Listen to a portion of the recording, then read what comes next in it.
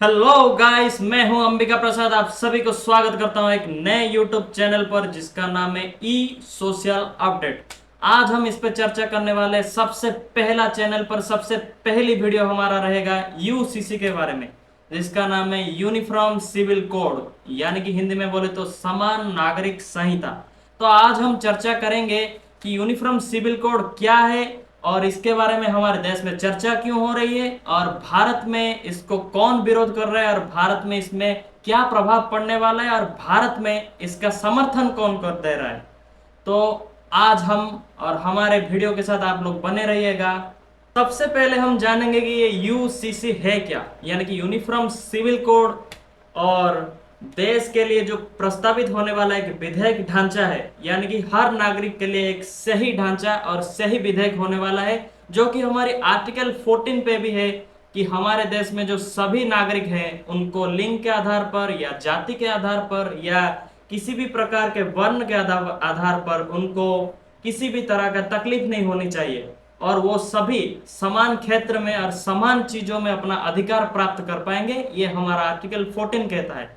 और डीपीएसपी यानी कि directive principle of state policy पर हम जाएंगे तो आर्टिकल 44 कहता है कि भारत जब एक उन्नत श्रेणी का राष्ट्र बन जाएगा तब उसके राष्ट्र के लिए और राष्ट्र के साधन और हित के लिए उनके सभी नागरिकों के लिए एक अच्छा और यूसीसी पारित करेगा, जो कि हम वर्तमान में देख रहे हैं। इसका अर्थ यह होता है कि हर धर्म, हर श्रेणी, हर वर्ण के लोगों को एक साथ और एक कानून व्यवस्था पर लाना होगा और इस कानून व्यवस्था हर भारतीयों के लिए लागू होगा। इसके आधार पर हम देखें तो इसमें क्या क्या आता है।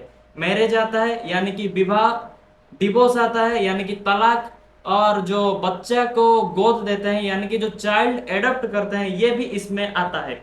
यानी कि ये जो तीन चीजें हैं जो कि हमारे समाज को बढ़ाता है, शादी में, उसके बाद बच्चा, उसके बाद तलाक, ये तीन चीजें हमारे समाज में बहुत फेमस है। तो इसके ऊपर ये कानून सबसे ज्यादा प्रभाव डालता है।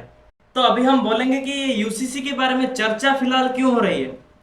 तो हम शुरुआत करते हैं कि भारत के प्रधानमंत्री जब अमेरिका से लौटे तब उन्होंने मध्य प्रदेश के लोगों के बीच जाकर संबोधित करते हुए उनको कहा कि घर में रहने वाले हर सदस्य के लिए सही कानून होने चाहिए, यानी कि सही नियम होने चाहिए। बड़े बेटे के लिए कुछ और, छोटे बेटे के लिए कुछ और, ऐसा क्या होने वाला है क्या। ये कहकर उन्होंने साफ साफ जाहिर कर दिया कि भारत सरकार अभी यूसीसी लाना चाहता है। और इसके बारे में उन्होंने थोड़े बहुत ईद के मजहब चलने वाला है तो ईद का मौसम आने वाला है, उन्होंने ये कहकर भी थोड़ा मुस्लिम महिलाओं के बारे में भी थोड़ा बहुत बोला है, लेकिन ये हम बताना नहीं चाहते हैं। फिलहाल हमारा मौजूदा मामला है यूसीसी के बारे में। तो आइए आज इसका जो तीसरा पड़ाव है, यानी कि जो कहते हैं कि इसका तीसरा पड़ाव और तर्क इसके बारे में जो देते हैं वो क्या होता है और इसके जो सपक्ष में जो तर्क देते हैं वो क्या है, आज हम जानते हैं। सबसे पहले आती है कि जेंडर इक्वलिटी, यानी कि महिला और पुरुष के बीच में जो समानता लाने की बात है वो इस यूसीसी में आता है। हम यदि यूसीसी लाते हैं, यानी कि भारत सरकार यदि यूसीसी को लाते हैं तो इसमें महिलाओं को सबसे अधिक लाभ मिलता है। लाभ तो हम नहीं कह सकते हैं, यानी कि पुरुष के साथ उनका थोड़ा बहुत मिलना जुलना और उनके साथ उठना बैठना जो कहते हैं वो ग्राम पंचायत के स्तर से लेकर संसद के क्षेत्र में ज्यादा रहेगा। तो इसका जो दूसरा पड़ाव है हम समझते हैं कि कानून की सरलता, यानी कि सुविधाएं। हम बहुत सारी चीजों में देखते हैं कि हमारे जो आम नागरिक हैं, यानी कि जो भारत में रहते हैं, वो लोग ज्यादातर कानून के विषय में नहीं समझते हैं। कानून तो छोड़ो, वो लोग संविधान के बारे में भी थोड़ा बहुत का ज्ञान नहीं रखते हैं। उनको लगता है कि हमको इसमें ज्ञान रखने का क्या जरूरत है।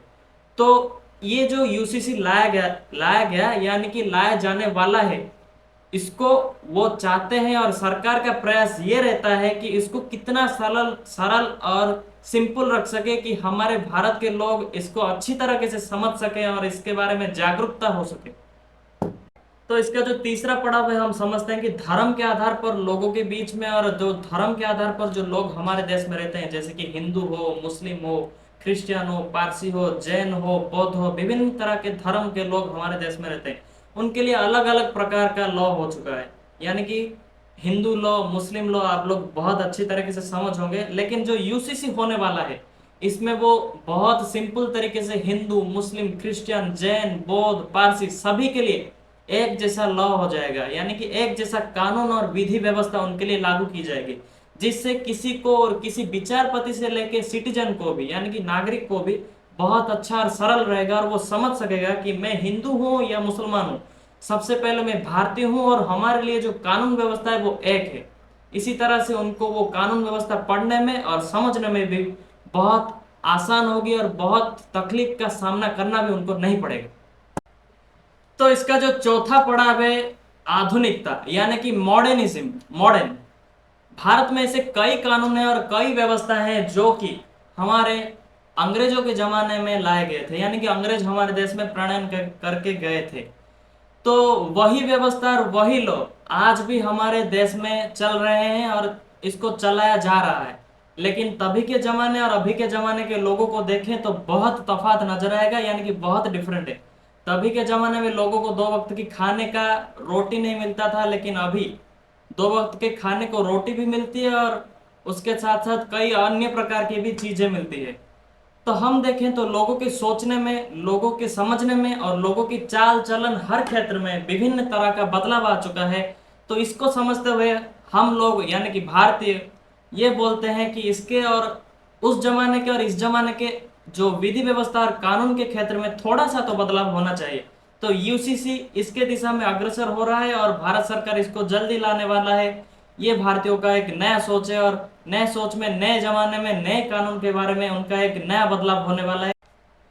तो हमने इसके समर्थन के बारे में आपको बहुत कुछ कहा और हम आपको ये भी बता देना चाहते हैं कि आम आदमी पार्टी के जो लीडर रह चुके हैं और हमारे जो दिल्ली के मुख्यमंत्री हैं अरविंद केजरीवाल, वो भी इसके समर्थन में हैं और बीएसपी यानी कि बहुजन समाजवादी पार्टी के मुख्य सुश्री मायावती जी भी इसका समर्थन करते हैं। हालांकि क्यों समर्थन करते हैं ये हम नहीं जानते, ये उनका राजनीतिक मामला है। और अभी हम शुरू करने जा रहे हैं इसका चौथा पड़ाव यानी कि इसके विरोध में हमारे देश में कौन कौन बोल रहे हैं और इसका विरोध का जो मुख्य हिस्सा है वो क्या क्या है। वो सबसे पहला है यूनिटी ऑफ डाइवर्सिटी यानी कि विविधता। हमारे देश में बहुत तरह के लोग रहते हैं, जैसे कि हम उड़ीसा से बिलोंग करते हैं यानी कि उड़िया बोलते हैं।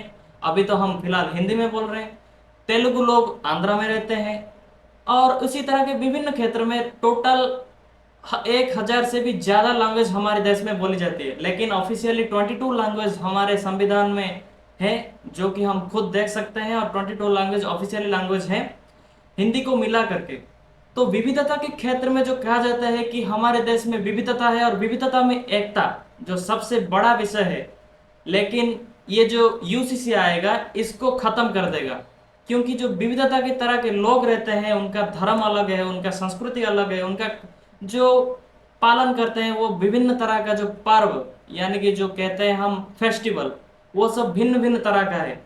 ये सब अलग अलग है, लेकिन यूसीसी इसको खत्म कर देगा, ये लोगों का एक विचार है। तो हम समझते हैं कि यूसीसी विरोध का जो दूसरा चीज है वो क्या है, धार्मिक आधार पर इसका विरोध किया जा रहा है। क्योंकि हम सभी जानते हैं कि भारत एक धर्मनिरपेक्ष राष्ट्र है, यानी कि हम आर्टिकल 25 से लेकर 28 तक हम समझेंगे तो हमको कहा गया है कि आप किसी भी धर्म का क्यों ना हो, आप भारत में जरूर रह सकते हैं और आप भारतीय नागरिक होने के अनुसार आप अपने किसी भी धार्मिक भावना को प्रकट कर सकते हैं।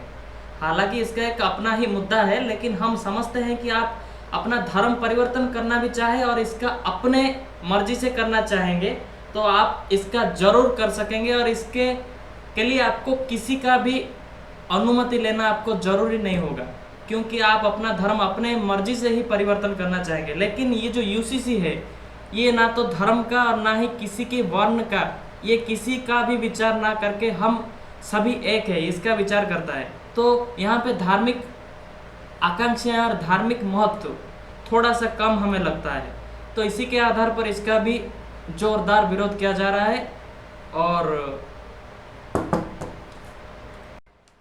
और इसका जो विरोध का जो तीसरा पड़ाव है वो कि बहुत खास होने वाला है और इसका अर्थ हम सभी जानते हैं कि हमारा देश विभिन्नताओं से भरा हुआ देश है। हर तरह के विभिन्न प्रकार के पोशाक पहनने वाले विभिन्न प्रकार के जाति के लोग हमारे देश में रहते हैं, लेकिन इन लोगों के बीच जो सामंजस्य यानी कि जो मिलना जुलना है वो बहुत ही कम होता है। हम देखते हैं कि धार्मिक हो या सांस्कृतिक हो या फिर किसी समुदाय के हो, उन सभी के बीच सहमति और सहयोग की भावना ये सभी का बहुत ही आवश्यक हो, जो कि हमारे देश में बहुत ही कम दिखाई देता है। यदि धार्मिक सहमति भी हो गई तो भी जो सांप्रदायिक सहमति है वो थोड़ा कम होता है इसके क्षेत्र में। तो हम प्रयास करेंगे कि यूसीसी जो है इन सांस्कृतिक और सांप्रदायिक और धार्मिक इन सभी के क्षेत्रों में अच्छी सी सहमति प्राप्त करे और एक नया राष्ट्र गठन करने में, नया भारत गठन करने में उनका हिस्सेदार और भारत का नवनिर्माण में अपना हिस्सा जाहिर करें। तो दोस्तों, हमने यूसीसी के बारे में आपको बहुत सारी जानकारी साझा की है।